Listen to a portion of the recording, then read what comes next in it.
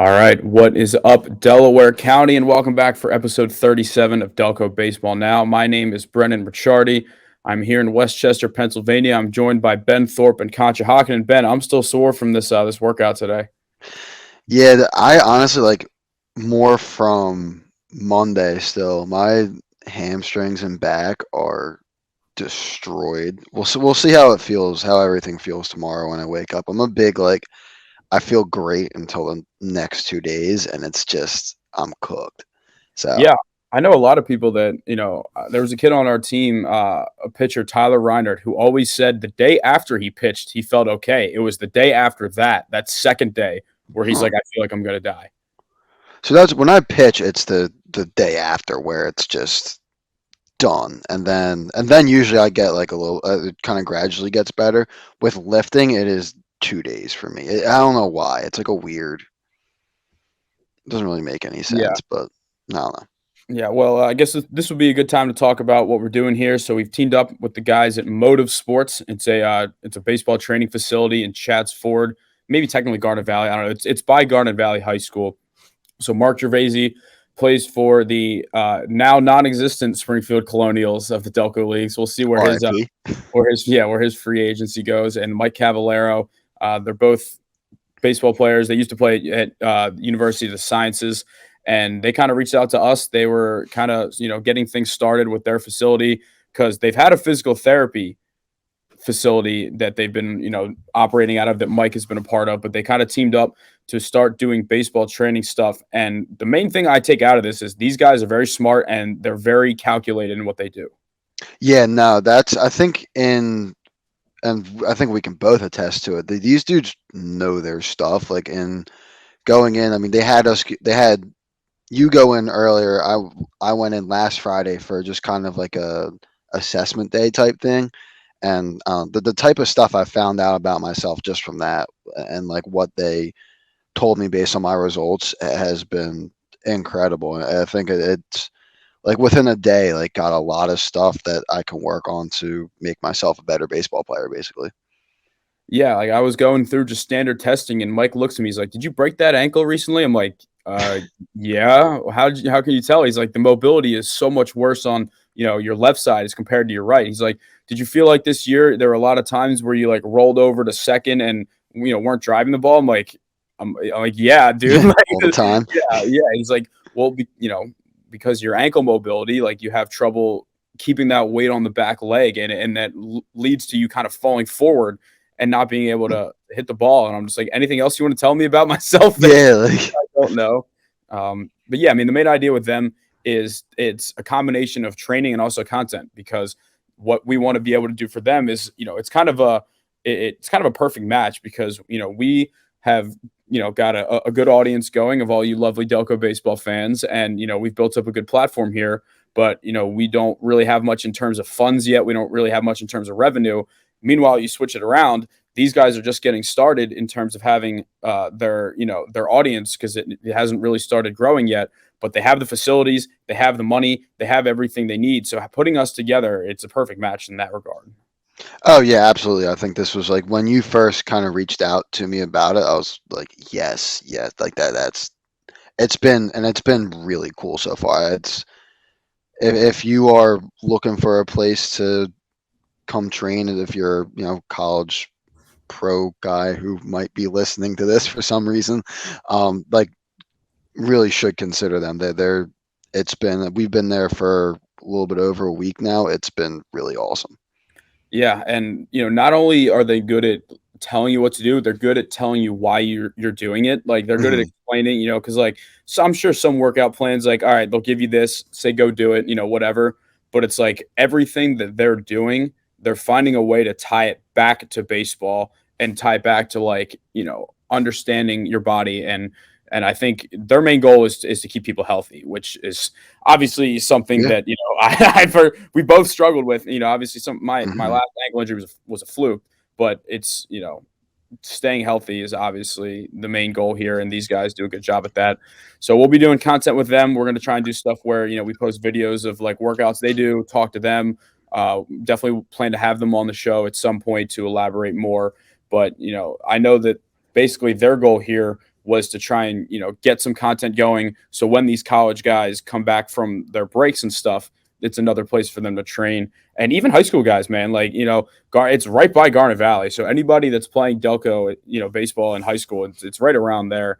They don't have any like cages or anything. So right now it's just the lifting and training aspect, but it's a good idea, and they're very analytical. They're very smart. They have a lot of cool technology there. So looking forward to doing stuff with them. All right, let's move on here to it's kind of our final send off here for the Media Little League squad here. We're going to be joined. This is being recorded Wednesday night. Tommy Bradley's going to come on Thursday afternoon. We'll put it all together. But this is kind of our farewell for this Media Little League team. And Ben, I know you obviously weren't able to make it, but you saw the videos of the parade, right? Yeah, dude, that looks like so much fun. I've heard, I mean, from you and I guess mostly from you, but I've heard a lot of good things about the parade. It looked like a really cool event and looked like a lot of people came out, which I'm happy, man. Those guys deserve it, and like I mean, it's been God knows how many years since the Delco team went to the Little League, like since '67. Yeah. They deserve it, man. It's a lot of hard work, and it's cool that they got like one final kind of send off / like thank you from everyone that got to follow them this whole summer. Yeah, when I was talking to both Tommy and head coach Tom Bradley's dad about this, and they had like a little parade when they won the state championship as kind of a send off to regionals, but like it's a lot different when like the road has come to an end. You can actually take it in and enjoy it. Like I'm sure, knowing Tommy especially, like that parade as the send off, it was like cool, but it's kind of like, hey, like we need to stay focused, like keep all the outside noise out. But just getting to see them walk down, like I mean, there were I would probably say thousands of people there, if not hundreds. I would say probably thousands, because I mean they went all the way down State Street, like right from before quotations or State Street Pub, which I'll never call. It's always quotes, all the way down, past off the rail, and it was really cool, and it was hot, but it was worth it, and I'm just happy they got to experience that, like as a kid, and no matter what level. I mean, you got a parade in your honor, right? Yeah, I don't know. That's something that very few people get to experience. Also, shout out to the dude that was throwing the candy like full speed into the crowd of kids. That was so funny. So they were foam baseballs that they shot. That's what they were. Even better. The video that I posted, that honestly, like there was so much happening, I didn't even know when I posted it until the guy Kyle Pagan from Crossing Broad had like quote tweeted it. I didn't realize that he threw it in that video, but yeah, they were like mini foam baseballs, because like I guess I was never really that big into this, but like I guess these kids were like obsessed with autographs. Really? Yeah, like that wasn't really something that I guess I wasn't really big like trading card guy or stuff like that, but like at the ceremony I got some good pictures of it, like Crowley, D'Ambrosio, like all these guys are like signing these balls to like to give to the kids and whatever, and I guess I didn't really expect that, but it was cool. I mean, they look up to these guys. Yeah, that is really cool. I didn't like. Yeah, I was a trading card guy. Like I always loved the back when they had like Upper Deck and you could get the points and then like use them towards prize and stuff. I was huge on that. I never really like an autograph or anything. But that's really cool. It's got to be like a cool. I don't know that anyone's ever asked me for an autograph for baseball playing. So like that's got to be awesome to have that at like 12. So last year at the Club World Series, we were in Lander, South Carolina. Lander University is, I guess, Greenwood, South Carolina. Okay. And they had a bunch of kids there that were like asking. Of course, I'm on crutches at this point because I broke it 2 days before.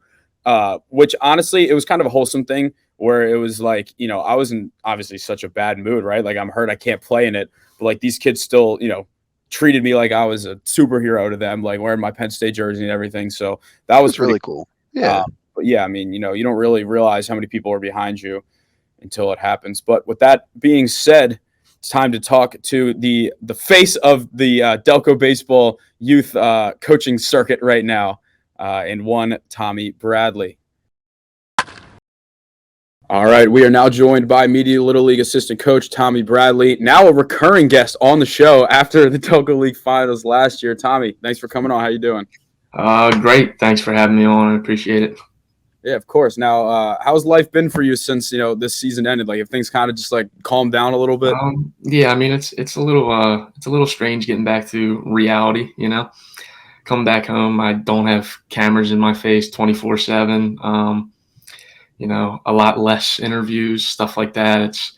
It's definitely nice, but part of me still misses, the fame, I guess you could say. Is it nice not having to filter yourself anymore? Yeah, it's nice looking down knowing I don't have a mic on me 24/7. Yeah, I talked with Ben about this, because he wasn't in Bristol, but I was, and just having to be like, I remember the first game we went to at Ridley, like I think it was either Skoranek or somebody had like a bad base running decision, and you were like letting him have it. I'm like, yeah, that stuff doesn't fly when you're on ESPN anymore. Yeah, that's true. Yeah, that was one thing. You don't want to be that guy on national TV, yelling at these kids, and people just take it the wrong way. From my perspective, like these kids respond really well to that stuff. I've been coaching them since they were 10 years old, so being able to give them constructive like criticism and they respond to it in a positive way is beyond their years. So yeah, how did you get involved with coaching this team? Obviously you and your dad have been a part of it, but you guys don't have any siblings on the team, no family. Like, how did you get into starting when they were 10? So I actually started coaching over at On Deck in, I guess it was I joined around like winter 2020, like the start of 2021, and I actually started with this age group, these now 12-year-olds going on 13, but when they were 10, and I had a couple kids on my team that played over at media, and it was cool just kind of having conversations with them, learning about how the league's doing and stuff, and my dad always wanted to get back into coaching ever since he stopped coaching like my teams. He was always itching to get back into it. And when he found out that I was going to be coaching, he was kind of like, you know what, I'm going to go back. So he went back to media, just joined the team in like the major league in-house, just as an assistant coach, just to help out, get his feet back in. And probably a month after he got back into it, they were asking him like, hey, like, would you have any interest in like coaching one of the district teams? And he was like, I don't know, blah, blah, blah. So he came home and talked to me about it a lot. And he said, like, I think I kind of want to do it. And like, would you be willing to help me? And I was like, I don't know, blah, blah, blah. We were kind of going back and forth, like pros and cons, all this stuff. So we both decided to do it. And we started 10-year-old year, group of kids. I think our first game we ever played was a scrimmage against, I believe it was Marple, and we go out there and we lost 12-0 in 4 innings. Didn't have a single hit. All 12 outs were strikeouts. Like, we were a rough group. So me and him go home and we're sitting there like, what did we get ourselves into? Yeah, so that was something like we're like looking back like, oh God, like how did we end up here? But yeah, these kids put their trust in us. We gave them all the knowledge we could, and over the span of 3 years, they all, took giant leaps of improvement. So obviously, that Aston Middletown group had kind of had your number when you guys were 10 and when you were 11. Got the chance to play him again at the 12-year-old level. How are you guys able to get over that hump? Because you would have thought you guys won the World Series that night just based on like the weight off your shoulder from beating them. Yeah, I mean, that team is incredible. Nothing but respect for all those players, coaches. I'm really close. I coach a bunch of those guys over at On Deck. Really good group of kids and stuff. And they were just really talented, and they were always a tough team to beat. And, they got the best of us the past 2 years. And coming into this year, I think one of our worries was more on the side of how will the kids react to we're going to run into them most likely. And obviously they got the better hand the past 2 years. So coming into this year, we're like, are they going to be positive? Are they going to be negative? How are they going to respond to another big moment? And I noticed from early on, like practices, even in like June, where these guys were like, we're ready to go. We're like, we're going to kick their butts this year, all this stuff, like all like positive attitudes through the roof. And even like us coaches were like, where'd this come from? Like we couldn't believe it. And I think with that positive attitude just became this grind where every day they showed up for practice, and for 2 hours straight, you're getting 110% out of these 12-year-olds, which is not something you expect. Um, so them being able to really commit to the grind, put in the work, have these tough practices, even like leading up to districts, it was every day nonstop. Um, I don't even think we gave them a single day off before districts. We even practiced like 4th of July morning. Like it was nonstop. We had our 2-a-day practices. But yeah, I mean, they really committed, put in the work, and when we got to that championship game in districts, they were very loose, and they went out there and they were like, "This is our year to, show people what we got." Yeah, and they made this statement early. I remember since the game was at Haverford, I had to park like a half mile down the street, and I get there at like 7:01, and the first thing I see is Grattan hit a bomb to dead center, and I'm like, damn, I already missed the fun. Like it's already 3-0 in the first inning. But yeah, just seeing that game and like just what it meant for the program, like did it almost feel like anything after that in a way was like playing with house money? Because it's like you guys trained in a way. It kind of reminded me of that Bulls documentary where it's like Jordan and the Bulls kept losing to that same Pistons team, and they finally put in the extra work, like almost just to beat them. Yeah, I mean, in the beginning, that's our only goal because they got the best of us. They were, over the past 2 years, they were the only team that ever beat us. And we kept thinking and, sitting there and going over all these, different scenarios. And we're telling ourselves, like, we got to go out there. We got to get better. We kept preaching to the kids that, yeah, they worked really hard the past 2 years, but we know it wasn't enough. So for them to realize like they have to even give more effort is something obviously beyond them. But yeah, they were able to go out there, put in the work. We went out there, we got the job done. And then, yeah, going forward, it was kind of just like that district hangover, I guess you could say, where it was like, we beat the team where like we achieved our biggest goal. And now it's like, wake up and just go play baseball. That's all it was from then on. Yeah. Yeah, no, you guys had a lot of, it's the cliche, but you guys had to battle through a lot of adversity this year. Definitely the biggest, most pivotal moment of the run was when Chase D'Ambrosio broke his elbow in the state tournament. It's a moment that could have, metaphorically ended your season right there. What was your message to the guys, and like how were they able to kind of respond from that and put probably your two best offensive performances the next 2 days without him? It was definitely a tough message from all of us. I mean, that night, everybody that was in attendance could see that us coaches were like visually like very upset. Obviously, you never want to see a kid get hurt, especially in a situation like that where he was doing so good. He struck out like 6 guys in a row, like something crazy. Um, yeah, and I mean, such a great kid, most respectful kid like I've ever met. And he goes out there, he keeps his head down, puts in the work. He doesn't talk much. He's the definition of somebody that leads by example. So for him to, go down, it was really tough for us because he's, one of our big guys. He's a guy that a lot of the other guys looked up to, tried to follow after him. So when he went down, it was tough. The biggest message to the team really was just, we got to stay positive and now flip the script. And instead of us going out there, playing as a team, we're going out there and we're playing for Chase. That was our only goal. Now it's all this work we put in. Don't let it go to waste. Let's go out there. All 11 guys rally behind him and go out there and get it done. And as you can see, with the wrist tape stuff we implemented, we started drawing like CD8 on our wrist tape just to remind people, like that, he's one of our guys. He was our brother. So when we took the field, he was out there with us. Yeah, and just, being there for that game where I think you guys hit me, I think it was like 6 home runs the next day after there. You're never going to be able to replace his production with just one person, but everybody's stepping up, doing their part. I mean, just as a coach, like what else can you ask for from your guys?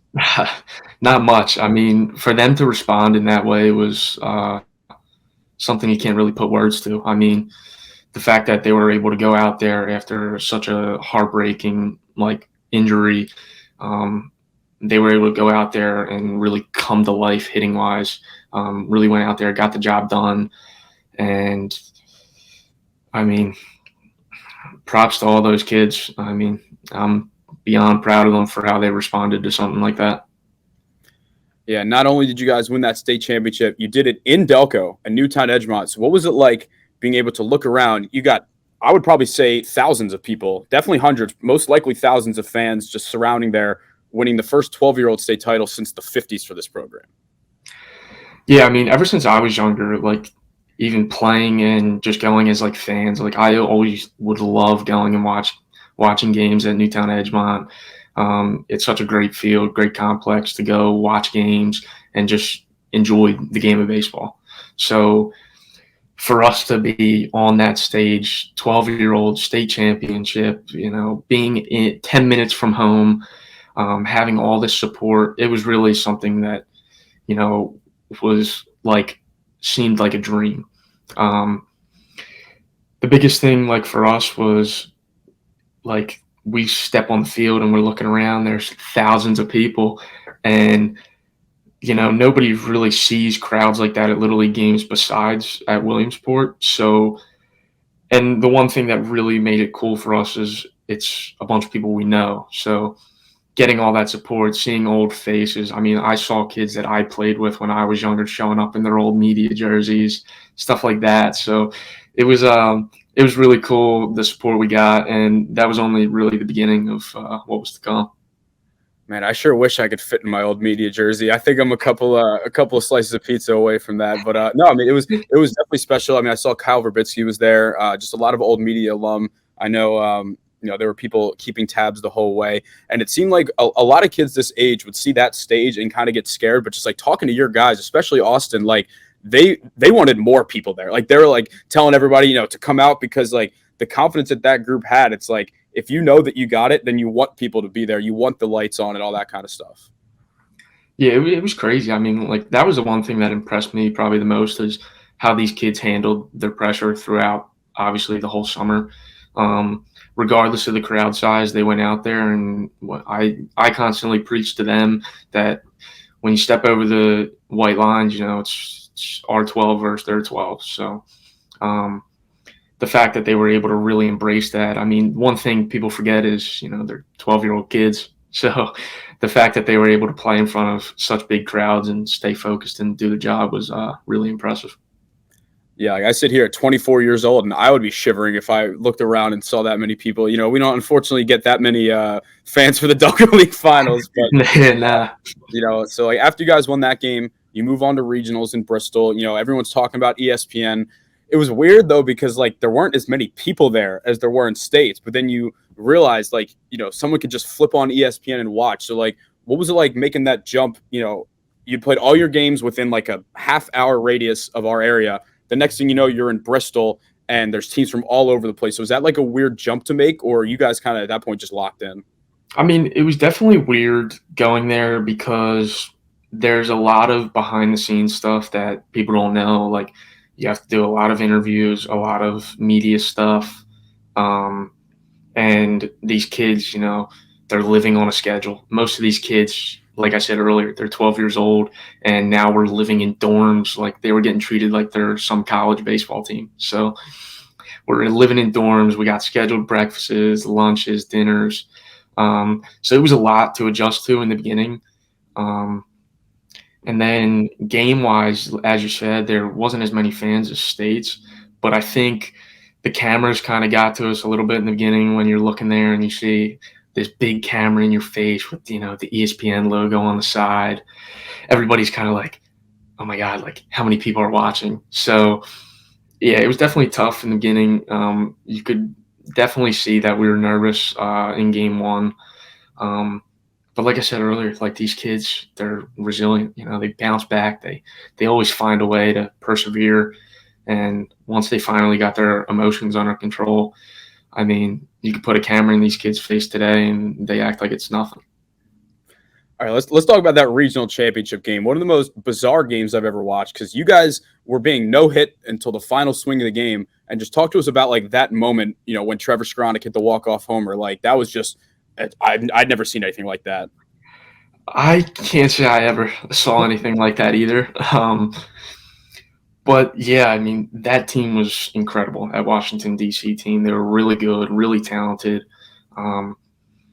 And obviously, we always have confidence in ourselves when we get to take the field and Austin's on the mound for us. The kids really rally behind him. And whenever he steps foot on the mound, we know he's going to give us a good chance to win. So going out there, he got his pitch count up early and stuff. He was able to settle back in, gave us 5 innings of work, which, we couldn't really ask for much more. The bats were dead, as you can see. We were facing a really talented pitcher. He was mixing up well, constantly keeping our kids off balance. So we knew that we were just waiting for that breakthrough moment. Our pitching and defense was just outstanding the whole run through regionals. And we knew that the bats would eventually wake up. And something that I constantly preach to these kids is, not one person can do it themselves, regardless of who it is in the order. We kept saying that, you're going to have your big moment. Your moment's going to come. And each kid really embraced that all throughout the whole summer. And Trevor's moment came, and, he stepped up there. He gets 2 strikes on him. He's battling, fouling balls off. And then he just ran into one. So it was pretty cool. And then obviously post game, celebrating, it kind of kicked in for me. My inner child in me kind of jumped out, and I was like, holy crap, we're going to the Little League World Series. Yeah, it was funny when all the media parents were like inviting me back to the hotel to celebrate. I'm like, technically I'm supposed to be unbiased, but I'm my own boss, so I can do whatever the hell I want. I don't care at this point. As it might have been different if I wasn't a media alum, because like at the end of the day, like it still means a lot to me to see what this program was able to accomplish. And going back to the DC pitcher for a sec, especially at this age, there's a lot of times kids will strike out and be like, oh no, this kid sucks. Like don't whatever. I remember one time, I think it was Hellberg who struck out, and he goes back to dugout and goes, that kid is nasty. And like, that a kid's nice if the kid that's 12 is actually giving him props for it. Yeah, that was it was a big struggle for us. I mean, a lot of guys, like the emotions in that game were very up and down, because obviously when we get to regionals, it's once you get to the championship, it's one and done. So we no longer had that cushion of, oh, well, they have to beat us twice. So even though we came out of the winner's bracket, we're playing against a really talented team, and all it takes is, one good pitcher and a ball over the fence and you're beat, So for us, I mean, going into that, you could tell the nerves were really bad. We were struggling a lot with that. Emotions were constantly up and down, There were, obviously, I'm not going to name names, but, a good handful of the kids, were, some tears were being shed through the game. But like I said, they bounce back, and they constantly just go back there and keep fighting. And it was pretty cool being able to come out on top. So after you guys won that game, you got right on the bus to Williamsport the next morning. You didn't play until Wednesday. So what was the kind of the experience like? Like, what did they have you doing for these couple of days that were more off the field stuff? I mean, like I said earlier, it's a lot of media stuff. For ESPN, I know people that either watched on TV or came out and watched in person, and you see it on the big screen. There's a lot of video clips of like each teams and stuff. So day one, we had to go over to ESPN, like their headquarters. We like on the complex. We did a lot of interview stuff. The kids got photo shoots and stuff. It was pretty crazy for the kids. We had some kids that were miserable and just wanted to go back and sleep in the dorms. But they toughed it out. They got that done. Then obviously they were smiling ear to ear when we got to go down to Easton. We got all of our bats, gloves, equipment. The catchers got catcher's gear, the uniforms and everything. So it was really cool. But it was definitely a lot. That's for sure. It's tough. Like I can't say it enough. They're kids. And they're going through all this stuff that, most of us can say we never had to do. So But yeah, that's kind of where they really took the step of getting used to the camera in the face 24/7. So then I think they probably won't agree. They were annoyed of how long and stuff it was taking, but it definitely helped them in the long run of getting comfortable being in the spotlight. Yeah, was it hard to kind of try and keep them focused, like trying to balance the fact that it's like you want to enjoy this while you're here because it's a once in a lifetime thing, but it's also like we got baseball to play. Yeah, I think for us, like it was really tough because with all this, behind the scenes stuff, the scheduled meals and all this, it was really hard for us to practice. Um, so we weren't really getting great practice in. Most of these kids, I mean, we were on the road for 18 straight days total. So, I mean, it kind of just got to a point like, these kids weren't sleeping great. So we definitely were slowly starting to hit our decline, which obviously came at an unfortunate time. We wish we could have put on a better show for people, but yeah, I mean, it was pretty crazy as a whole. And obviously, every team that goes to Williamsport wants to end up winning the championship, but to be able to go out there and bring home a win, what was it like? You probably didn't, really appreciate it in the moment because you guys were still going, but just being able to look back and say that you got a win there. Yeah, I think it was pretty so for us when we first obviously got the last out because a lot of us were really tough on ourselves after that first game. The 2-1 loss to Texas, we feel that, we beat ourselves, gave up 2 unearned runs, and, we just beat ourselves. We can't really say it any other way. So a lot of us were pretty disappointed in how that game panned out. Obviously, we didn't hit the ball great, faced another really good pitcher, and it just got to a stage that we realized, like, we're a top 20 team in the world and top 10 in the country. So regardless of who you step on the field against, you're going to face somebody that is obviously outstanding. So, but yeah, getting that win on, I guess it was Saturday, it was really cool. It finally started to kick in, like post-game talk in the outfield, and it's like we just got to win in the Little League World Series. Like most teams that come here, like, yeah, like it's an accomplishment to get there, But the fact that we were able to go out there and at least get one win under our belt definitely made things a lot better. Yeah, and I think probably the coolest moment of the whole experience was just seeing all the Phillies players show up. Like you have guys that are idolizing all these Phillies players, and next thing they're doing their double sign when Hellberg gets a hit. Like, how cool is it to look out in the stands and see the entire? I mean, the Phillies roster was there. I talked to like Scott Fransky, like some of the announcers were there. Like, what was it like? Just you grew up 15 minutes from the Phillies stadium, and these guys are all watching your team play. It was surreal. I mean, you can't really put words to it. Like, I mean, you said it. Like these kids idolize these guys. Most of these players are their role models, their favorite players. They spend money to go watch them play. So for them to be in the stands cheering on, these kids, it was really cool. Obviously, not only for them, but like even us coaches, like we're sitting there and we're like, this is a moment that, nobody else can really say they got to experience. But yeah, I obviously, like I said, we wish we could have put on a better show. The wheels kind of just fell off. We ran out of pitching. It got to a point that my biggest thing I kept preaching to guys is, we're not here to just put on a show and win 1 or 2 games. If we got here, we're gonna try to get our money's worth and go make a run at winning the whole thing. So obviously, back to what we talked about earlier with Chase going down, getting hurt. Nolan Grattan broke his thumb, so it really hurt us pitching wise because obviously Chase was our number 2 guy. He was, our best arm out of relief. Came in, shut the door.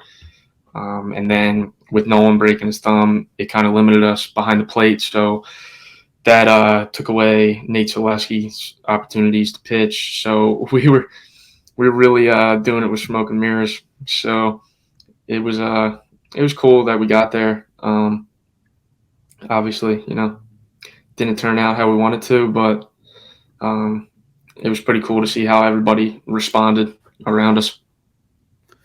Yeah, yeah. Just talk a little bit more about, just how the media community just really came together. And honestly, all of Delco in general. But I mean, that, you look around in any sports bar down on State Street or all of Delco during a game, and they were just packed. Yeah, I mean, we probably first noticed it in states with like the town of media. And, you see, like I said earlier, you see a lot of old people that like used to play at media, that, all these like old familiar faces, which was really cool. And then when we got to regionals, we kind of lost contact with all that stuff. So we didn't really realize how big this was starting to get.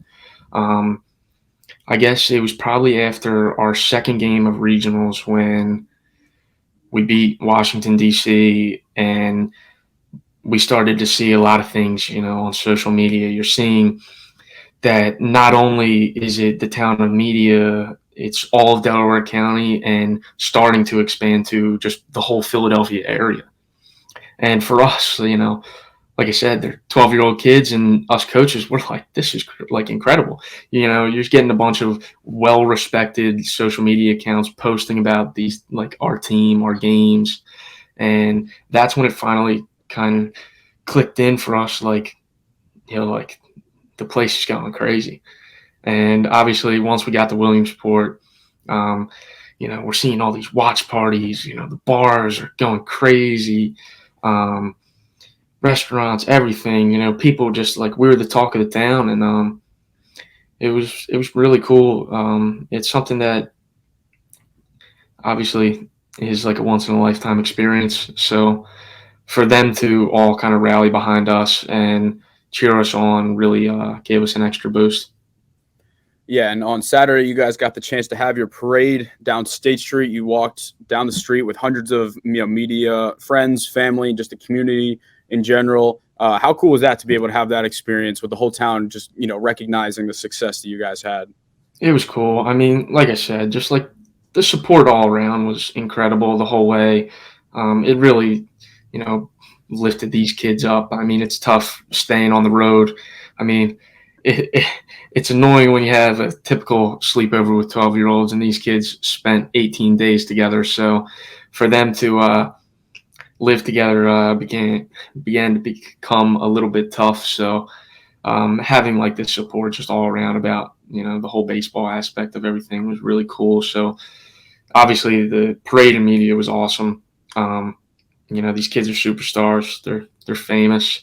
Having little kids come up asking for autographs, that's something that not many people can say they'll ever get. So, yeah, it was just something really cool. Yeah, I had Trevor Skoranek DM our account and ask if we were gonna be covering middle school baseball. I'm like, hey man, like I'll see you in 4 years when you're on varsity. Like, unfortunately, we don't have the resources to do that. But when you think back on this media team, like years down the road, what do you think you're gonna remember most about this group as a whole? Um, Honestly, their brotherhood and perseverance. They were a very tight group. I mean, they hang out there. I can't tell you how many like team parties they were having, even if they didn't tell us coaches because we didn't want them getting hurt or anything. But yeah, they were constantly with each other. They're talking to each other 24/7. Just a really good group of guys, and their perseverance through the whole summer. I mean, the amount of injuries we had to deal with was crazy, and the fact that they were able to go out there and one guy after another just step up and really pick their teammates up was something that was just incredible.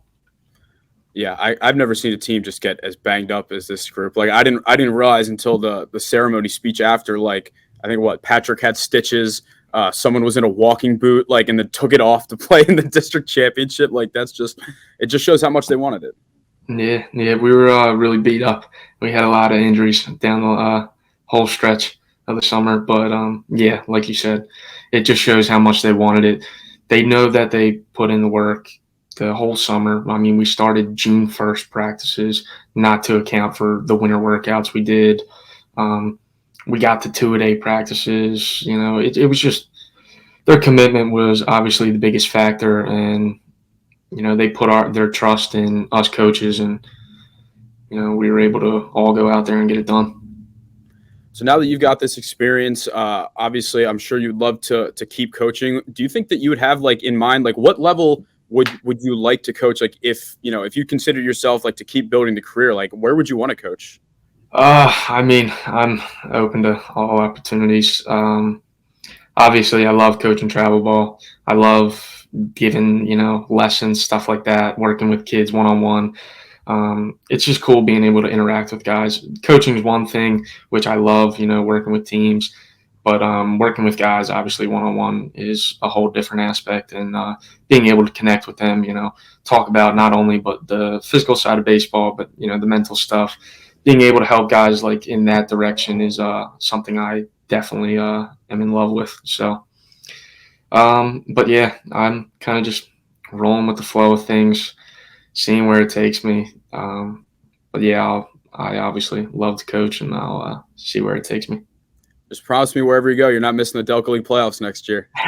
Yeah, that'll be the goal. Hopefully, I'm back next year. All right, listen, man, I appreciate you taking the time to come on. Congrats on a great season, and catch up soon. Yeah, thanks for having me. I appreciate it. All right, thank you to Tommy Bradley for joining the program. I will say I am excited to get him back on the field in the Delco League next summer because we missed a lot of games. The show went on without him, but he's a great guy to have in the dugout, and I appreciate him taking the time to come on. And you can just tell like how much him and his dad enjoy doing this, enjoy doing it together, and how much the kids loved having him there. Oh yeah, definitely. It's got to be one of the kind of once in a lifetime experience, really. Yeah, and you could just hear when he talked about it, like what it meant to beat Aston Middletown, because they, him and his dad, like they did this. They went from 10, 11 to 12. Like they were there all these 3 years. Mm-hmm. So watching that Aston Middletown team beat them when they were 10, then beat them when they were 11, and then go on to win the region. Obviously the third time was a charm there, and it added the fuel to the fire for sure. Oh yeah, 100%. All right. Well, I guess that wraps up our media Little League coverage. Now that we know how much fun covering Little League is, that's going to be something where every year, because like every year there's going to be the Delco District Tournament at the very least, and then the Delco team's going to go to sectionals. So we're guaranteed that every year. Anything else, who knows? I mean, I don't want to take it for granted, like what we got to see this year, because like along with that, and then Strathaven going to the state championship, like those are things that don't happen very often that we got in year one. Yeah, no, that was a very like, I don't know. I don't really think you could have a first year of this go any better between having Strathaven in the States, having a dude get drafted incredibly high, and then like a Little League World Series team just to top off everything. Like it's one hell of a year, man. It's been one. We don't want to peak too early. It's like, I feel like we're Friday Night Lights right now, where it's like in season one, it's just like the best by far, and then everything else just goes down from there. But no, I mean, it's exciting, and I won't take that for granted because we might never make it back to Williamsport. We may never make it back to State College, right? Like those are. I would hope we make it back to State College. I think it's likely, especially the way that they do the classifications now, because when there were only 4 classes, the Delco schools can be as good as they want, but they're still getting pounded by the North Penns of the world that have like 1,500 kids a grade, right? Like, the Penn Ridges, all those big schools that would just kick the crap out of them when the district. I'd say though, I'd like to see those teams play Strathaven and, throw Alex Pock or something like that. Yeah, that's true. That's a game that I still think Strathaven wins. Yeah. Mine short of maybe like, I don't know, like Father Judge and some of those guys, like the Strathaven rolled pretty much anyone when Pac was on the mound. Yeah. I still wish they got to play Bonner. That would have been so good. Yeah, that would have been awesome. Man. Yeah, well, unfortunately, they ran into an MLB draft prospect. Shout out Miguel Hugas, who just tormented our program. Yep. Yeah. Miguel Hugas does not like Delco baseball for some reason. I don't even think he knows what it is. I think he just came here to hit baseballs. Yep. He's a destroyer of worlds. He'll do great down in. Well, I guess he's down in Alabama now. I don't think he got drafted, which honestly surprised me. But he'll get the chance. I wonder if he'll stick as a pitcher or hitter. But all All right, let's move on here to. So we put out this article. This was on Tuesday about the All-Delco League teams, kind of wrapping up the Delco League stuff. We wanted to take some time, crunch the numbers, and get after it. But we have the All-Delco teams released, and I mentioned in the article we wanted to do it for high school, but like we really didn't get to see enough of the games in person. That like stats can tell you something, but like I'd be putting kids on the list that I don't like. I've never even seen them before. Like I don't even know what they look like. Like it didn't feel right for something that obviously these kids would care about. Yeah, and I mean also like for one, the Delco Times does do that, and that seems to still be like kind of the big one. I mean, obviously we can do one next year when we have more time, but that was even for me having come on. I mean, I came on the Delco Baseball Now like half 2/3 of the way through the year. I was in no way qualified to have any kind of say on like who. I mean, I saw Springfield play once. I saw EA, Bonner, Upper Darby, and Strathaven. Like I saw like 5 teams.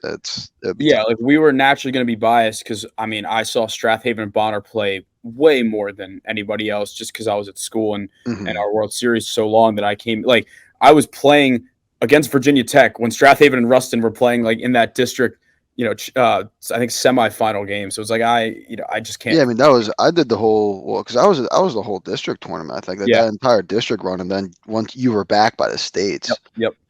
All right. Well, now that we have the handy dandy screen sharing function, let's pull up our All Delco League teams here. I would like to give a quick apology to one Chris Salvi because I had him on my I had him on like the Google the Google Excel sheet, and I just completely like in my head I went like all right whole infield pitching staff 2-way good, and I just completely forgot to add DH in there, and the second he like swiped up, like I saw a notification that said Chris Salvi. I'm like, oh, I messed up. I messed Yeah, and something then up. he wasn't like rude about it. He was just like, I'm sorry, man. Like, how am I not on here? And I was like, I forgot to add the DH. Like, you're on there.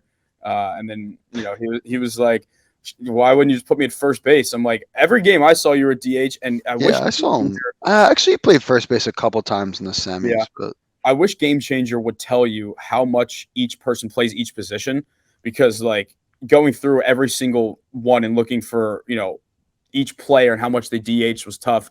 But either way, I mean, he had the best offensive season in the league by far.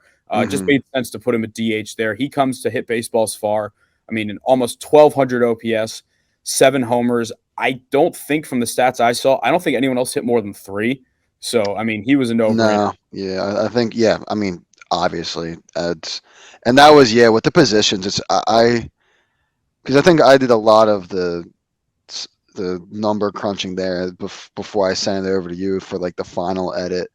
And for the positions, like I was just scrolling through games and seeing who played where.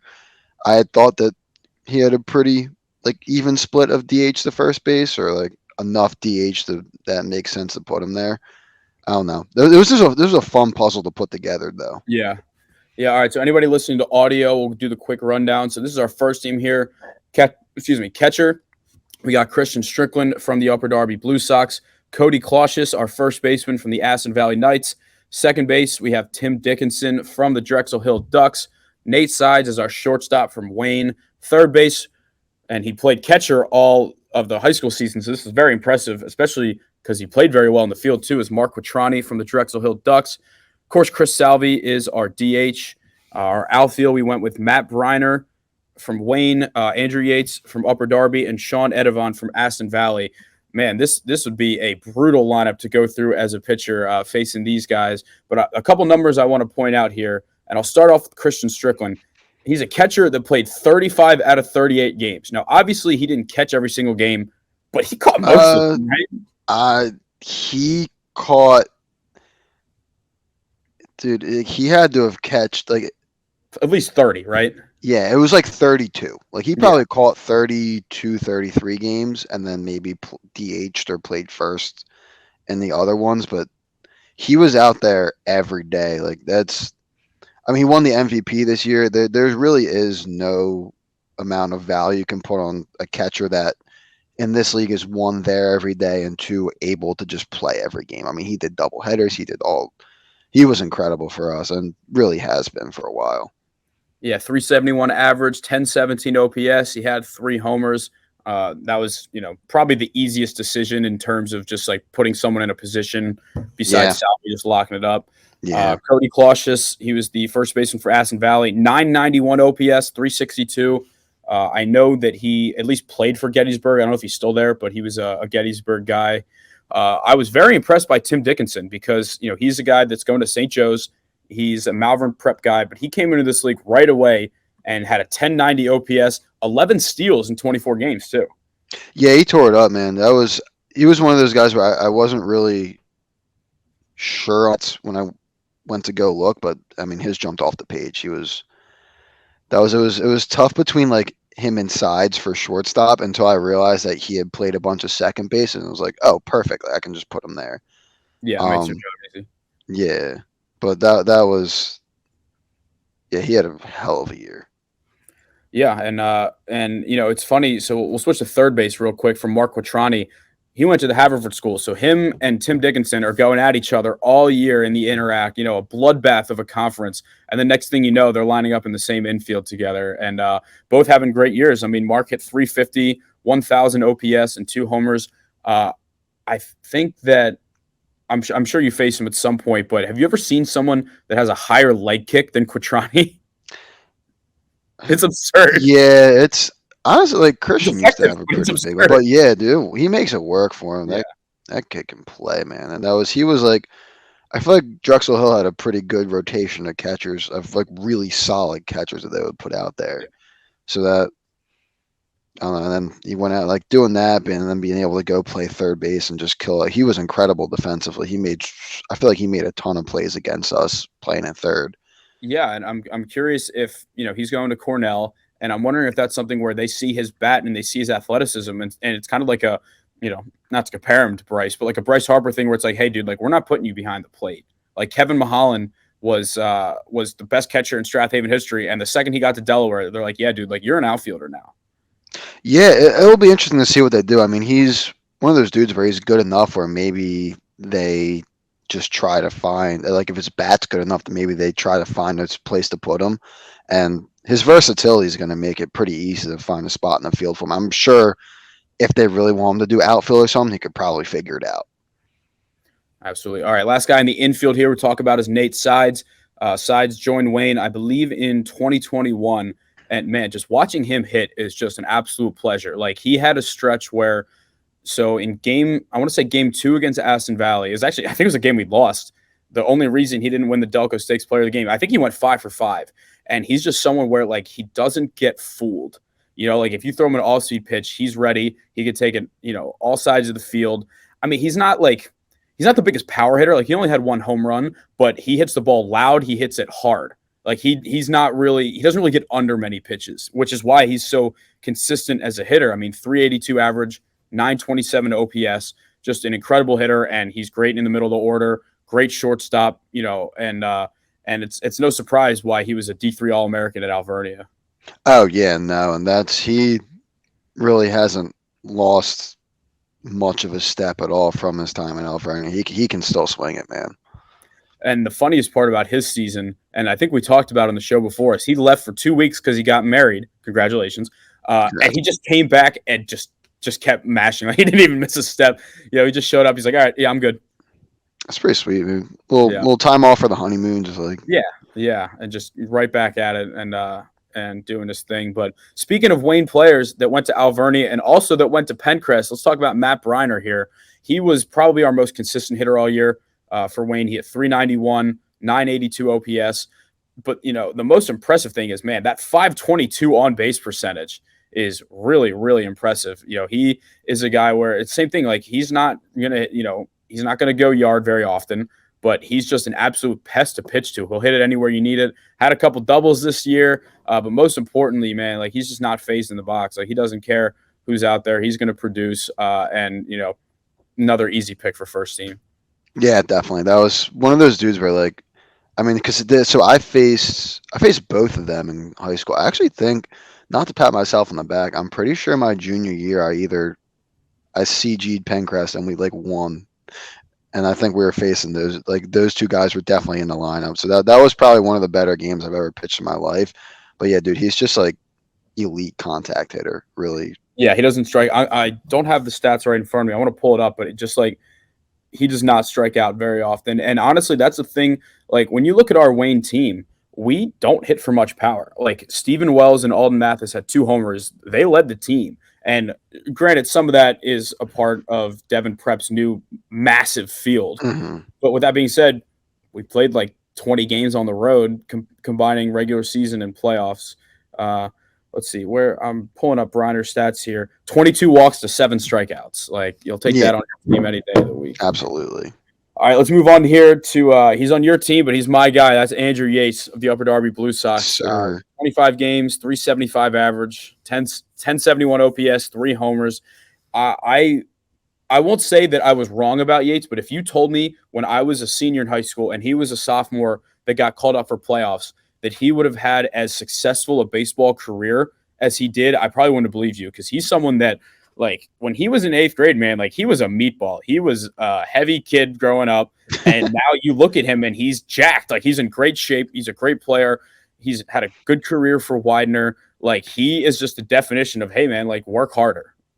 Yeah, no, it really isn't. I mean, he's been since he showed up for us. God, I don't know how many years ago. Like, he's just been consistent, like pretty much putting up those numbers. He's been a really good hitter.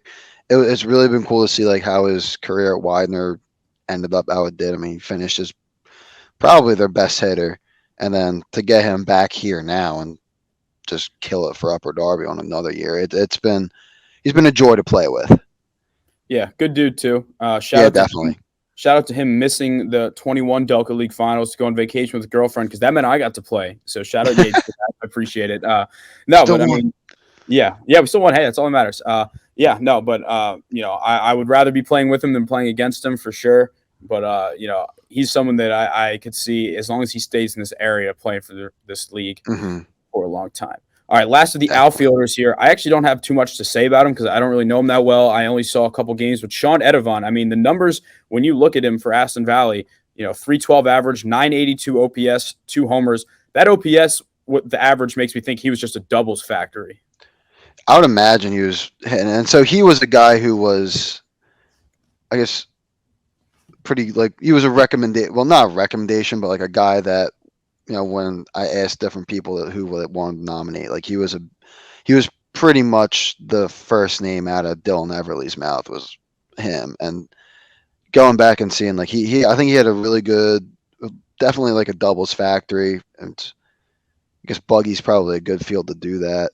But yeah, he had a really good year, played a really good outfield for them, if I remember correctly. And then I think he's at Wilmington now. Yeah, if you ever don't know where someone on the Aston Valley Knights is, they probably play for Wilmington. You got a good shot. Yeah. No, I mean, Sean did well in the playoffs. The reason I guess I didn't realize until watching him play in the playoffs how good he was is because Aston had their stats private. Every other team was public, so I was able to see kind of like throughout the year as guys went. But I guess just due to me being away and just, having other conflicts and going to Edco games, whatever, I just didn't really see Aston that much. And, you know how the regular season is. You never know. Like, you're not going to get your full best lineup every day. But yeah, congrats to those gentlemen there. Let's talk about the pitching staff here. Cam Mathis was a no-brainer. I mean, he had a .72 ERA. He was 5-0. He had 52 strikeouts in those 39 innings that he pitched. And for the second year, man, he was just lights out in the finals. Yeah, that was brutal facing him. You're lucky you personally didn't have to actually face him. Yeah, that's. I mean, granted, like you'd probably give me trouble if I were in the box. So, like, yeah, I'm really happy I didn't have to face him. Oh, you just gave me a new content idea. I throw live to you. I think that would be so much. I would take you deep so fast. I was just trying better. I throw like 68 miles an hour. Yeah, man. Let's talk about BP. Yeah. No. Honestly, though, I think that if I faced myself, I would actually get myself to ground out because I throw so slow that I wouldn't know what to do with it. That's a good point. See, that's like the slow is exactly what I like excel at. Anything over 70, I'm screwed. Yeah, no. And we'll have reverse content of what people want to see where we face each other over the winter because I think I want to say in my career, I'm maybe like 1 for 4, 2 for 4 against you, 2 for 5, like something. It's not a big sample size. Yeah. Not enough. I don't know. All right, let's keep it moving here. We got to talk about Johnny Gonzalez. Just what a career he had. He is claiming that he is retiring at the age of 50. I'll believe it when I see it. But man, 10-1, a 2.04 ERA for someone that's not considered a strikeout pitcher. He still had 64 Ks and 75.1 innings pitched.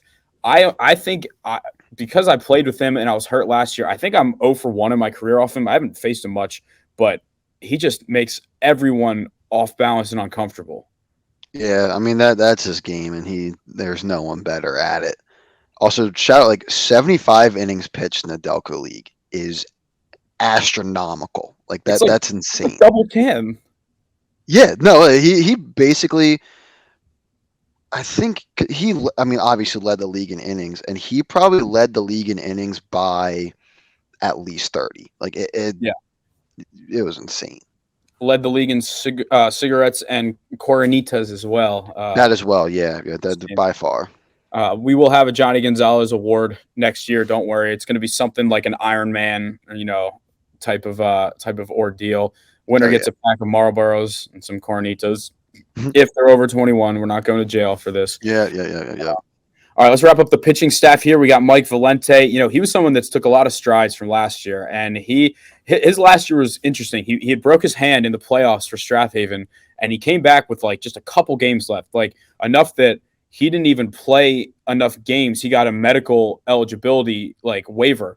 Feely tried to get me that last year. I'm like, dude, I can't walk. I still can't walk in August. Like, don't worry about it. But no, he took a big leap. I mean, he was up to 90 on the mound, 5-0, 1.82 ERA. Honestly, the only time that he really faced any adversity this year was you guys gave him a good game in, I believe he pitched finals game 3, I think, where we went up early and you guys started hitting him a little bit and got him out of that game. Yeah, that was. I mean, I think he threw well last year in the finals, I feel like, and then he just took a big jump. Yeah, he was definitely one of the guys who, like, coming back this year has been one of the more improved that I've seen. But yeah, no, he threw. I think he did throw game 3, threw really well, and then like I think it was once he got out of the game was when we started hitting a little bit. Yeah, I think the runners got on when he was up, and then they got in. Yeah. After that, I mean, last year he went from kind of like a power reliever. Now he's like a power starter, and he's definitely filled out a little bit. So I'm excited to see what he does at Cal U now that he's going into his, I guess this will be his sophomore year. But we added a category here because we wanted to give love to our two-way players, the Shohei Ohtanis of the world. And I think that, we had a lot of good candidates here, but we went with Luke Zimmerman. He hit 293. He had a 432 OBP as a hitter. He also had a 125 ERA in 33 innings pitched as a pitcher. And, this one, obviously we'll talk about our second team as well, but I think that this one we got right. And, Zim's got one more year left at St. Joe's. He's a heck of a player. He had probably one of the best individual high school seasons of all time when Marple won the state championship, and he had another good summer. Yeah, definitely. That was I think the pitching numbers definitely jump out when you look at this. I think in terms of two ways, like he was by far the best pitcher out of all of them, and then had the batting to back it up as well. That he had a really good year. Yeah, and he, it's funny in the dugout. I forget if it was Sean Mahalan or Alden or somebody was making fun of him saying, you were way better at baseball when you were fat, right? Like he's down a lot. He looks great. But he didn't hit for a crazy amount of power, a lot of singles and doubles. He was clutch, which definitely helped us out. Yeah. But, back when he was playing for Marple, he hit like 8 homers that year, 8 or 9, the walk-off double in State College. So they were joking that he just needed to get fat again if he wanted to hit for power. But maybe it's the same kind of mass equals gas policy. Yeah. All right. So congrats to the first team. We're going to go through the second team. Obviously we're not going to spend too much time because there's a lot of names, especially with the honorable mention. Got to give our Narberth outsider some love. Garrett Friend had a great summer. He plays for Eastern, 344 average, 884 OPS. 22 out of there. I guess that would probably be like around high 20s. I think they had 28. I think they played 28 games. it's just like I felt like every time I looked in Game Changer, even in games, where they kind of got boat raced, like he was always there. Yeah, he had a really good year, and he just was constantly there producing. I honestly, like, looking through, didn't expect to see, just considering the year they had, didn't expect too many guys to jump out, but seeing his numbers and everything, yeah, he really killed it this year. Yeah, hopefully he's back for them as they look to build on the core. I actually just talked with player coach Will Thomas. Shout out Will Thomas, made every single game this year. The Played only every one. He's the one man who had 100% attendance. only player on any team to play in every single game. So shout out Garrett for that. That's how you It's build an a. award in I'm sorry, itself. shout out Will for that. Yeah, that's absolutely a perfect attendance award for sure. All right, Stephen Wells is also a guy that probably did not miss many games. I mean, 34 out of our probably 36 games, maybe. He was always there. He struggled a lot early in the middle parts of the regular season, but he turned it up when it mattered. Like there were points Mhm. this year, like late in the year, where he was still batting, below 200. He was getting his walks because people are still scared of what he can do, getting, hit by pitches. He ended the year though 293, 909 OPS is nothing to scoff at. Nah, absolutely not. You know, it's Stephen Wells. He's been who he is for God knows how long, and like he had a definitely like a down year to start, but he got back into it towards the end and just again was a problem. Yeah. Yeah. And he's kind of one of those guys where he sometimes, since he played professional baseball, he played high level baseball, he sometimes struggles with the guys throwing slower. Right. So Yeah. like once the playoff comes, like he's like the kind of guy that would rather see 95 than 75. Like Mhm. that's just like, the kind of hitter he is. Like he's just so strong that sometimes he's too quick for his own good in that regard. Yeah, and I mean I can imagine that like it's probably pretty hard to slow yourself down and like slow that natural kind of body timing down to some of the stuff you see in the Delco. I mean, the pitching in the Delco League has gotten really good recently, but yeah, every once in a while, in a tough game where maybe you don't have a lot of guys, and especially if you're facing a team like Wayne where maybe you don't want to waste guys when you probably are going to get beat, like you might not always see the best arm. Yeah. All right, let's move on here. Steve Tyson, our second baseman. Great year from Steve. He's an Immaculata guy. 21 games, 333 average. The 521 on base percentage is elite. 959 OPS, and not to mention he's an incredible defensive player as well. Yeah, I mean, again, like this is just another. At this point, this is kind of what Steve does. Like he's gonna hit over 300. Is a very good kind of idea of the strike zone. Like works good at bats and really doesn't make any errors in the field. Like he's been again like just another guy who's been incredible for us these past couple years. Yeah, and it's the same thing with the Blue Sox, man. Like that lineup does not change much year in and year out. Like I think there No, was one time last year when I was banged up for Wayne where I looked across and I think your lineup was the exact same thing as the finals, except I wasn't in it. Like I legitimately think that there was one point where it was like 8 out of 9 guys were the same. I'm like, damn, like this is kind of weird.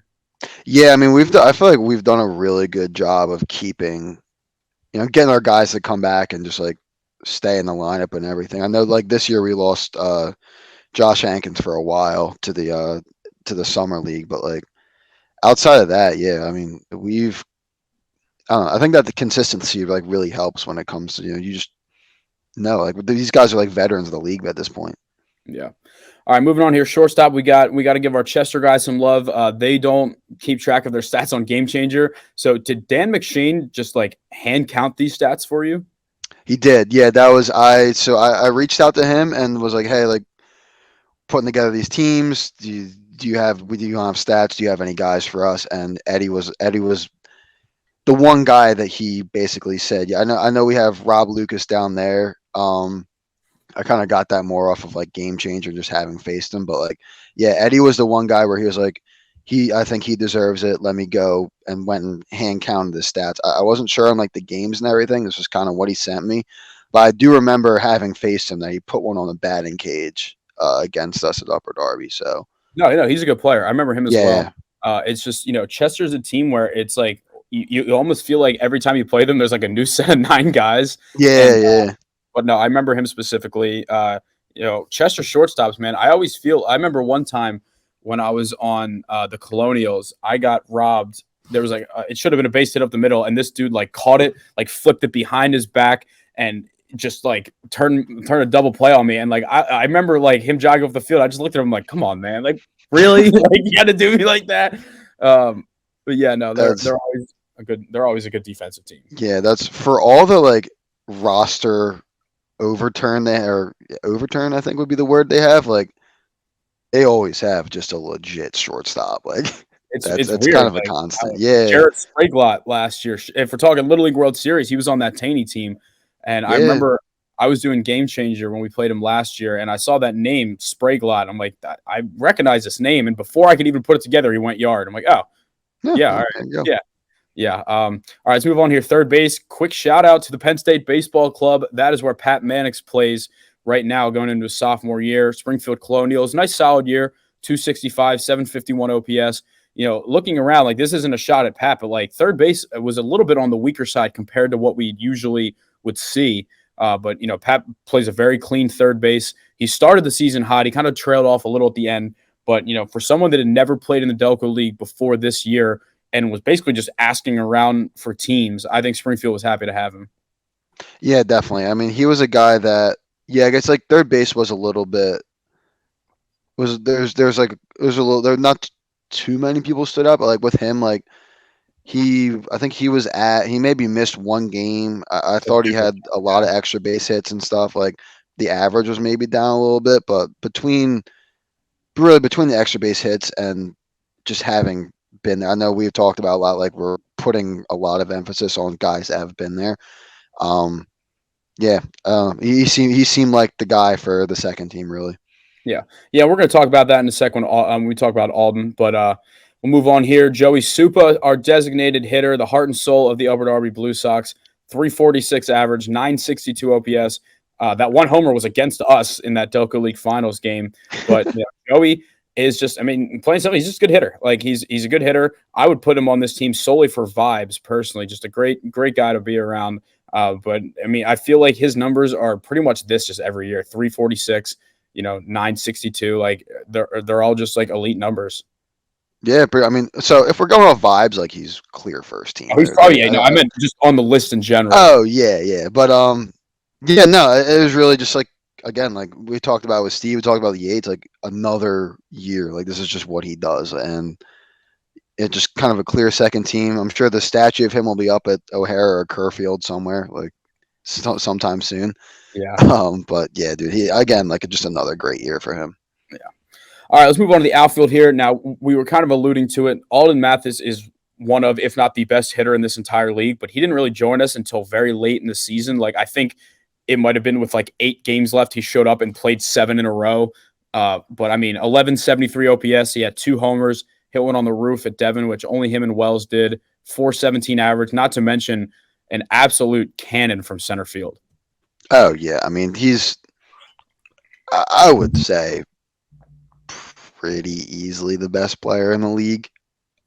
I don't think there's people who are close, but I still think it's him. All around player. Yeah, he does everything incredibly well. And to be fair, he got drafted last year. Like he's a professional level baseball player playing in the Delco League. You don't get too many of those all the time.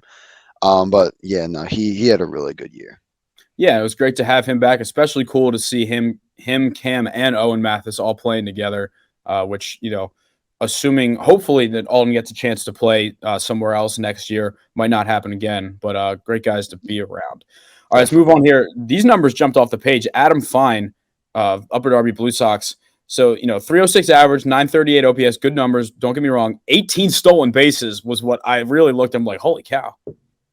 Yeah, I think that puts him at like 3rd in the league, and we were really aggressive this year. We're stealing bases, and so I guess we'll get to Sammy later, but him and Sammy were just running at will basically.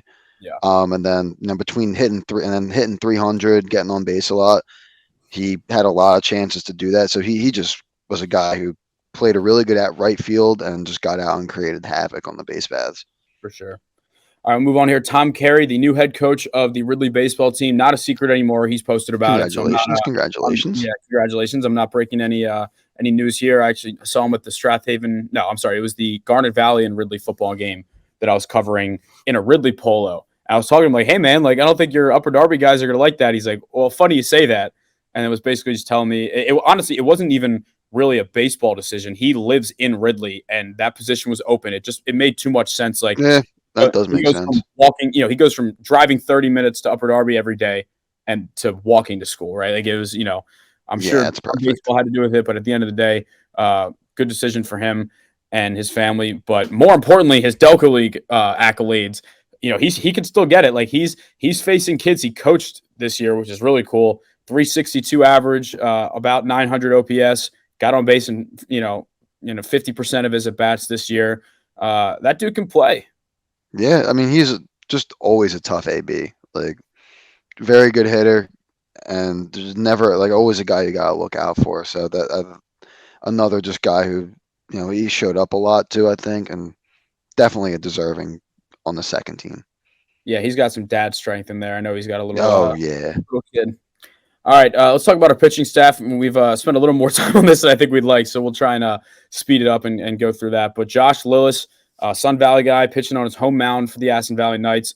Great summer for him, 2.58 ERA. I faced him one time, actually in the Edco League, and I got to see firsthand why he was so good for Sun Valley this year. His splitter might be like one of the single best pitches I've personally faced just for someone that's pitched in the Delco League. Like, a good splitter is hard to come by at this level, at this age, too. Yeah, dude, he's nasty, man. He'll just like, I feel like he's a dude who seems to have like a rubber arm too. He was the playoff game I went to cover when they were playing the Black Sox. In the midst of throwing a complete game, he was going in between innings out to the bullpen and like working on pitches and then going back at like just insane stuff coming out of him. They're gonna love him. They're gonna love him at Miz's fault. Miz is a gritty program. So, Oh yeah. Next up, we got Frank Perotti from Upper Darby, and I hate to say this, but his numbers would be a lot better if it wasn't for that tough outing in the finals. He ended the year 5-1, 29 innings, 2.12 ERA. I think before that, his ERA looked a lot better. But hey, I mean, tough outings happen, and they're put kind of in a microscope when the sample size for the whole season, is a little bit smaller. But he's a DeSales guy. Yep. Junior year at DeSales. Yeah. Yeah. So I obviously only got to see him pitch when it wasn't his best day. But what can you say about him? Yeah, I mean, besides the one day that wasn't his best day, he was just on and really lights out. Like generally, probably leading up to like our best pitcher. In terms of he would just get the ball, go 7, and it'd be 7 innings of 1-run baseball. It was a tough. I think he was coming back from like a vacation and where he was probably away from baseball for a while. And off games happen. So it was a tough one there in the finals, and yeah, his numbers probably would look insane without that. But he had an incredible year. He really stepped up and I guess took over. I mean, I guess Johnny was still the ace, but took over that number 2 guy who's just going to shut you down. So I'm excited to see where he's at next year when he gets back. Yep.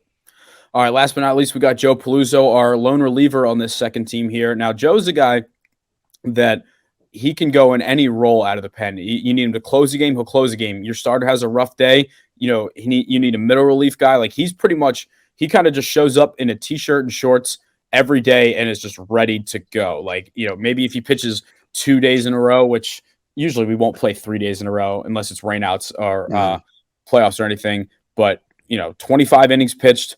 He appeared in 15 of our 30-something games, 0.82 ERA. He really doesn't throw like astonishingly hard. Like, he's obviously, throws decently hard, but it's his slider, I think, that really is what, makes him very effective in this league. And, he was another guy that we want to put him on the first team, but there were starters that just had incredible numbers. That second team felt right for what he brought to the table. But yeah, he's someone that I trust in any situation, and he's got some big outs for us. Yeah, all I gotta say with that is shout out to the relievers out there, man. Having at least through college been like junk ball reliever, just tip of the cap. He's been really good for the past couple of years. Yep. All right, last but not least, our second two-way guy, we got Pat Toll, Delco Baseball Now show alum. He came on before the Mudcats playoff series last year. Great guy, Haverford School alum.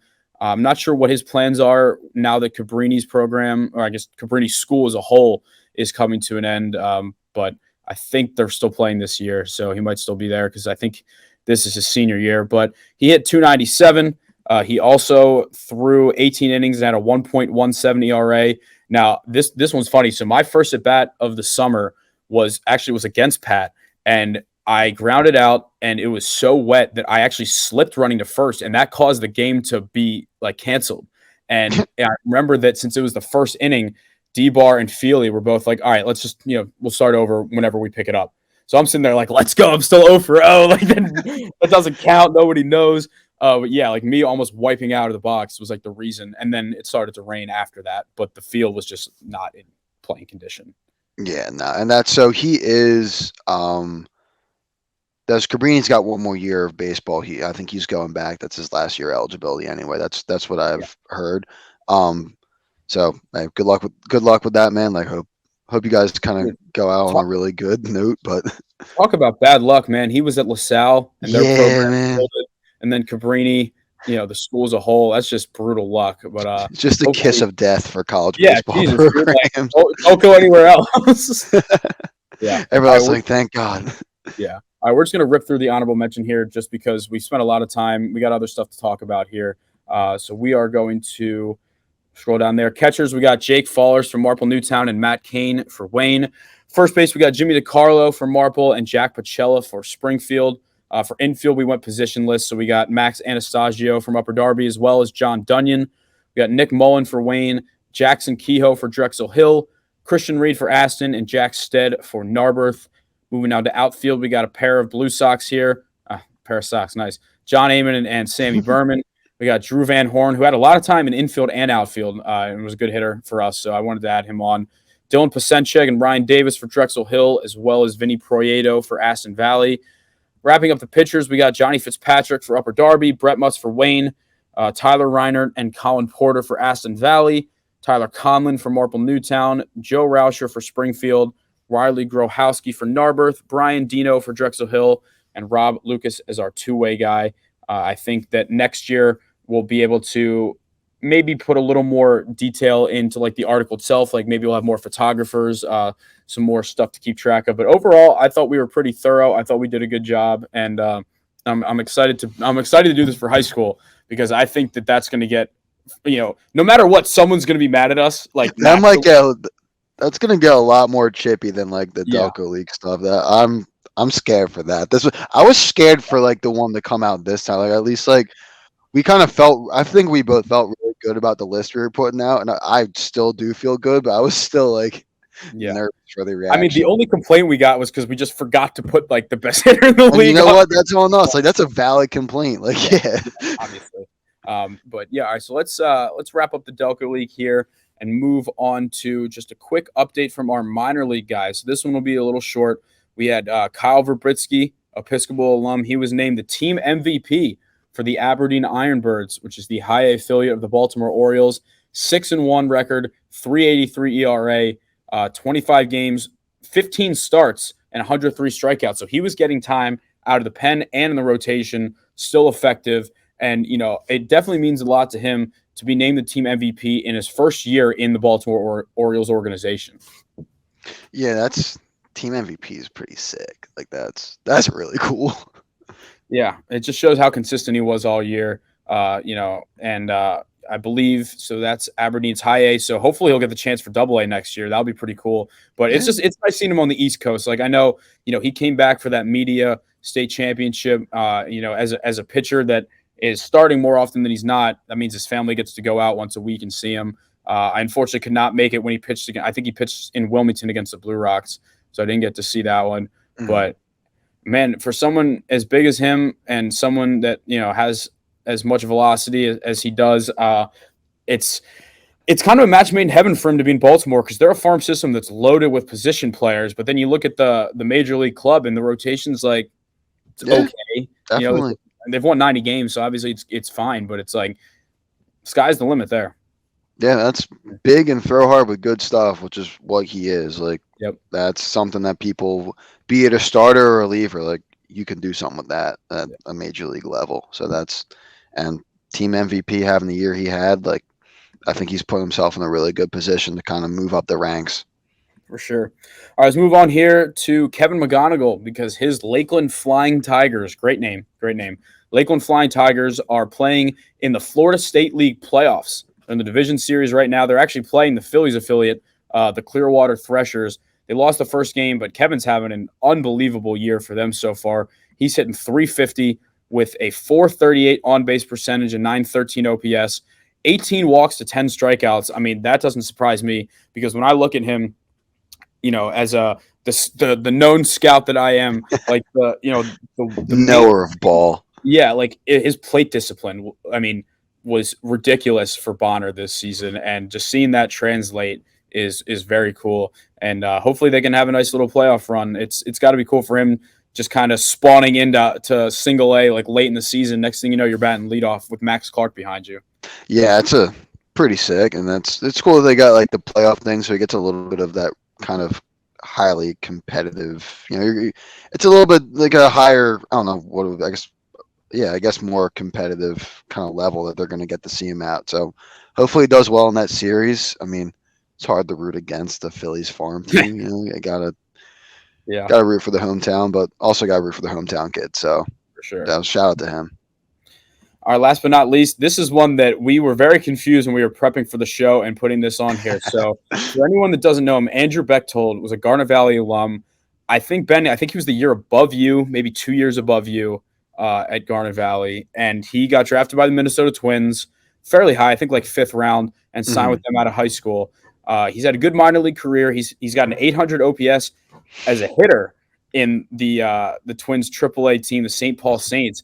But what we noticed when looking at his baseball reference is he had 15 appearances as a pitcher. And that started making me think like, oh, I guess he's like a position player pitching, whenever the Saints are in like a blowout game, he's the one that goes in. But then I found a video on Twitter of him pitching in a 3-0 game. And I realized he's throwing 97 miles an hour and might be trying to convert to a two-way player. Yeah, I don't know what like the plan is with that. I don't think we've really. Is he still hitting? So he hasn't, from what I've seen, he hasn't been in the lineup recently. I don't know if that's like a production thing. They're trying to get other. It's funny. We actually said on the last show when we were talking about Royce Lewis on the Twins, that were like, oh, maybe he should find, Bechtold should find a new position to make the majors. We weren't talking about pitcher. Yeah, maybe he's trying. We definitely weren't talking about pitcher, but no. Hey,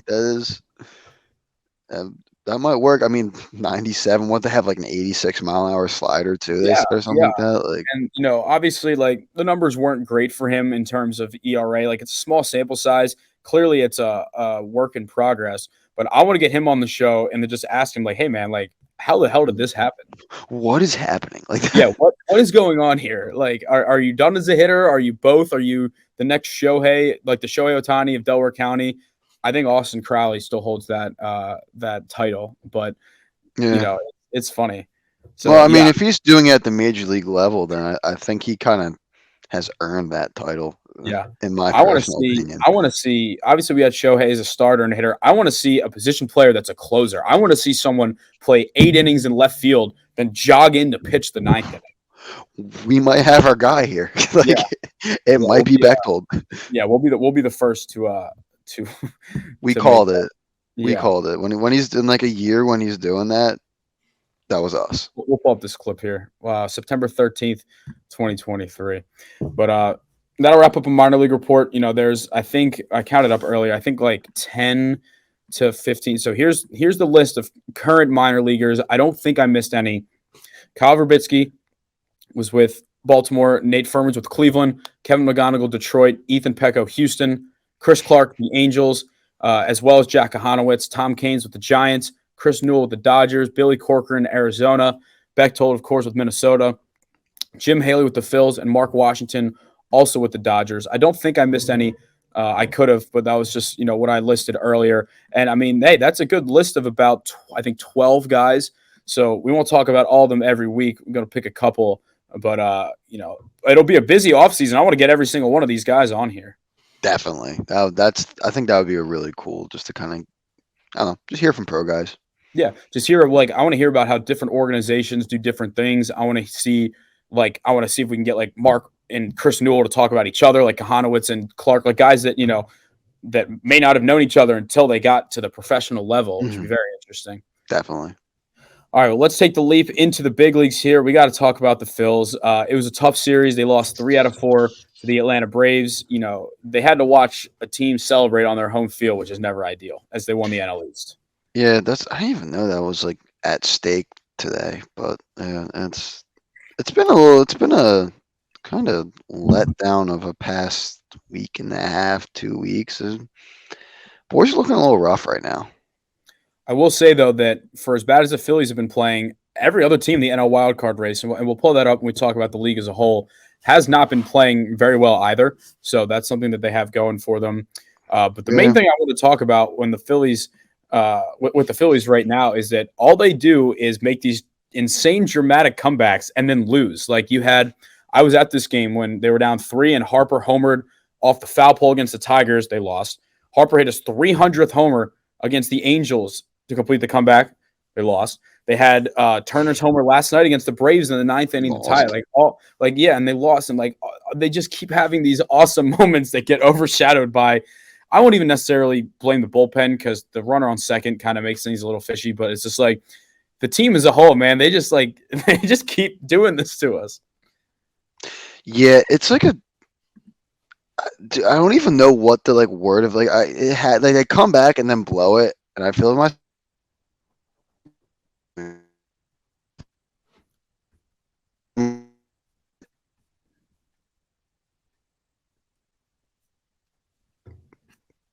Can you hear me? I can now. It froze for a little. Yeah, we lost it for a second. Yeah. But yeah, no, it's just been. I don't know. I don't know if this is appropriate, but just kind of getting blue balled right now. Yeah. I mean that's kind of what I was thinking too, and that's this is a rated R Delco Baseball podcast, so it's okay. Like a PG-13. Parental guidance recommended, but not required. You might have a few questions, but yeah, and we got answers too. Yeah, no, it's just frustrating. With that being said, I know they lost the series, but 2 of those games were very winnable. The last game, I mean, Spencer Strider is one of the best pitchers in the league. They kind of just, I don't know, the energy wasn't there. I didn't like that. But with that being said, they will go into St. Louis this weekend. A St. Louis team that played the Orioles well this week, but it's still one of the lower teams in the league that anything less than 2 out of 3 is unacceptable. They should sweep this team realistically. Yeah, they got to go. I mean, they've done well in St. Louis. Shout out the wild card series last year, but going in here and getting a sweep would just do so much to kind of get the momentum going. It would be nice to at least just go in and see them have a couple shut down 3 innings out of the bullpen. Yeah, I think of all the groups that need to see that, it's the bullpen right now. They need to get some momentum going. Yeah, and it's crazy that I do trust Craig Kimbrell. He's been a little lackluster lately. I still do trust him. With that being said, I swear the arm I trust most in the bullpen is Jeff Hoffman. Every time he comes on, he's someone that's just locked down. And I was skeptical earlier in the year, but I mean, Sir Anthony hasn't been himself. Alvarado's still kind of figuring it out, coming back from the injury, and it's a shame because how good he was before he got hurt. Dylan Covey, get off my baseball team, plain and simple. There's just Andrew Bellotti is nowhere near where he was last year. He got sent down. Junior Marte, I don't trust him either. I'm worried. I'm worried about this team. I think that it's going to be very difficult for them to beat the Braves in a series. With that being said, they get them in 5 instead of 7 if they are to hold on to this top or second wild card. They did it last year. You can't expect that to happen again. Obviously, this Braves team has gotten better, but man, it's a combination of the Braves lineup and our pitching staff that's just making me a little skeptical. Yeah, no, it's weird because the pitching staff they were so good. I feel like they were really carrying through some of the offensive struggles for so long, and now it's almost like everything was kind of running really smoothly for a little bit. And now it's kind of flipped to the offense is doing a ton of work and the pitching staff is just not pulling their weight. So yeah, I mean, there's still time to kind of right the ship before playoffs, but yeah, I'm a little worried about them. But shout out the boy Jeff Hoffman. He's been elite. Also, fun fact: Eric Sim hit a lefty home run off him on a YouTube video. Was it in his the garage was an actual game? No, it was generally like they were at a field. He hit a home run left-handed off of Jeff Hoffman, and since then Jeff Hoffman has just gone crazy. That's his villain arc. He's like, I'm not letting that happen again. It literally was. I think it was not last winter, but the winter before. I don't really know what he did last year, but like, dude, he's been up and killing it this year. I think that was kind of like the I don't know if you've seen the new Spider-Man, but like the canon moment or whatever. Yeah. Great film. Oh, dude, incredible. All right, let's talk playoff rotation here because Zach Wheeler starting game 1. That's, in my opinion, the only spot that should be solidified. Like, when you hear Rob Thompson on the interviews, he's like, yeah, it's going to be Wheeler, Nola, Ranger, and Taijuan Walker, which conventionally does make the most sense. With that being said, Christopher Sanchez, I trust maybe the second most in the rotation. Like, Nola has been awful. Ranger, I do trust Ranger when it matters. He's he's just been a little inconsistent this year. Like, am I crazy to want Ranger to start game 2 of the wild card series if it's not Sanchez? No, I don't think so. Yeah, I don't think you're crazy. I mean, like, I think at the end of the day, it's going to end up being Nola. I don't think anyone's done particularly well enough to justify it not being Nola. Yeah. Even as bad as he's been. I think, actually, no, finish what you're saying. Oh, no, I kind of was. There was going to be a thought. That was my, oh, God, what's the, like, spoken pause or whatever? Or, I was letting myself think a little bit more. There wasn't really much coming after that. Dramatic pause. Yes, yeah. I mean, I think it's going to be Nola, but he's going to have a very short leash. So, imagine wild card series. I would hope that even win or lose, Zach Wheeler should give us 6 or 7, which would help the bullpen in a huge way. I would say that what will most likely happen is Nola will start with a very short leash with either Sanchez or Lorenzen ready to go after him. That's probably going to happen. I like that too, and that is like having Sanchez and Lorenzen. That's so it's weird. Like I feel like Taijuan Walker almost has to start because I don't trust. Like I don't know. Like he's kind of the one dude there that's like, or not outside of Nola and Wheeler. I feel like he's the one dude where like he's just kind of set in stone, like he's a starter. Like I don't know that he's able to do that.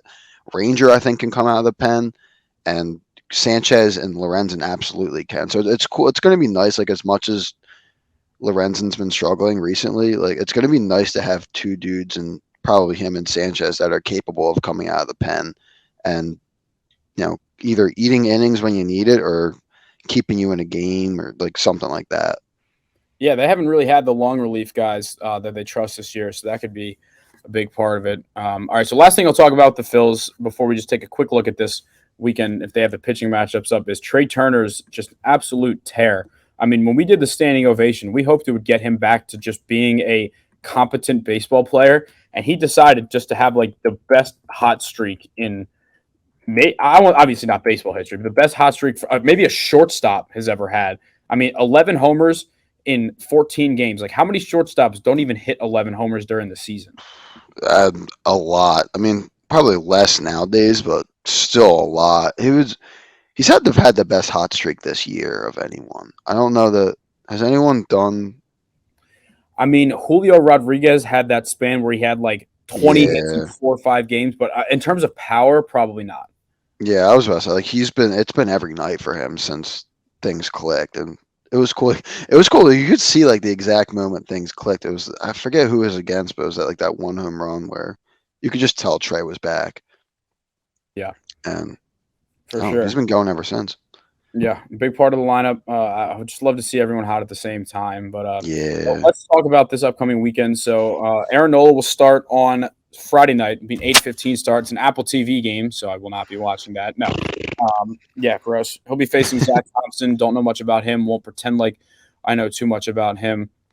Ranger Suarez against Miles Michaelis, who I'll just remember for letting Harper get hot by hanging just a meaty curveball in that wild card game. And then it'll be Walker and Dakota Hudson. I mean, they teed off on these guys like 2 weeks ago. Yeah, beatable. And they play the Braves again next week, so they got to get these wins here.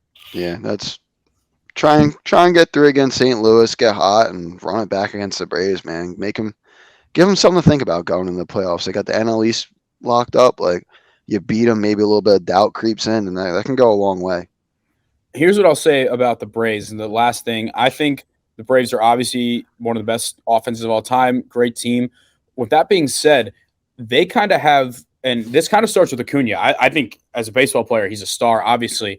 But you saw last year when things don't go his way, he kind of just becomes like pouty. Like, he's not like always running things out. He didn't back up the outfielder on that inside the Parker. Like, he's just kind of like, I don't know. He doesn't strike me as the guy that when things are going against him, he's got that dog in him to just like, turn things around. Like, he doesn't really seem like the leader in that regard. But when things are going great, things are going great. Yeah, no, that's my lone hope still is Atlanta is the city of chokers. Like 28-3 is just keeping me. That's not even a baseball thing. Like 28-3 is just keeping me going. Yeah, and then I guess 3-1 to the Dodgers too. Yeah, so. the year they won the World Series, it was the year they had no expectations, right? Like Acuna was hurt.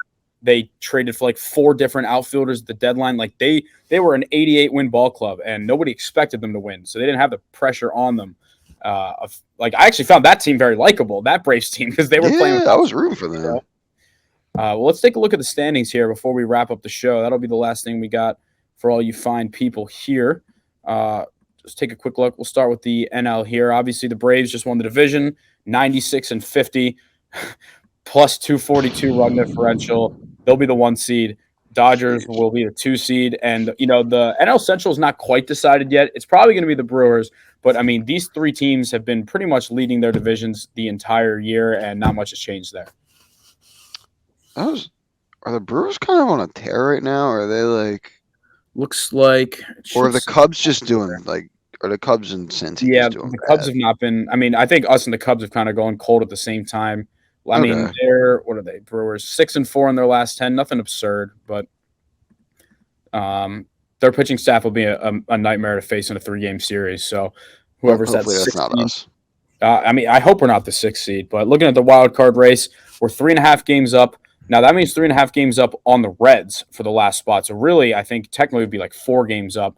And depending on the tiebreaker, could be 5 games up, depending on who the last team is. Listen, I still feel good about I feel great about their chances of making the playoffs. It's what happens once they get there that's a little bit curious. But it seems like the Cubs kind of are in that number 2 spot right now. But, man, Arizona, Cincy, San Francisco, and Miami are all within a game. And it sucks that there's no game 163 anymore. It would all come down to just mathematical tiebreakers. Yeah, it sucks. I feel like there should still be a game 163. I feel like that's like the one thing that like low-key everyone will root for.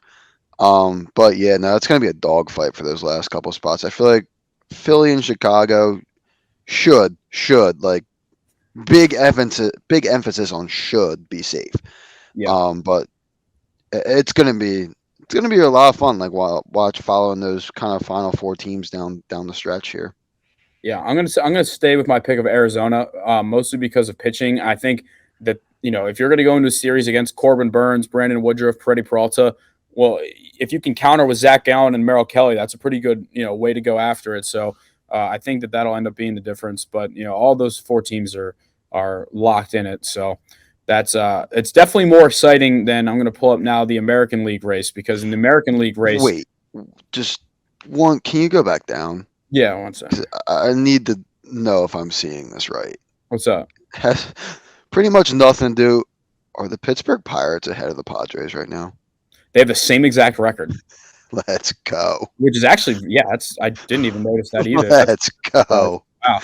I think awesome. I mean, obviously the Padres' nightmare season. Like, you look at their expected win-loss and it says 79-67, which is our record. And they're just brutal in close games. The Pirates' expected win-loss is 64-82. Theirs is 79. Good for them. A lot of Pirates fans on the baseball club that just want some hope. But all right, yeah, no, that's you're absolutely right there.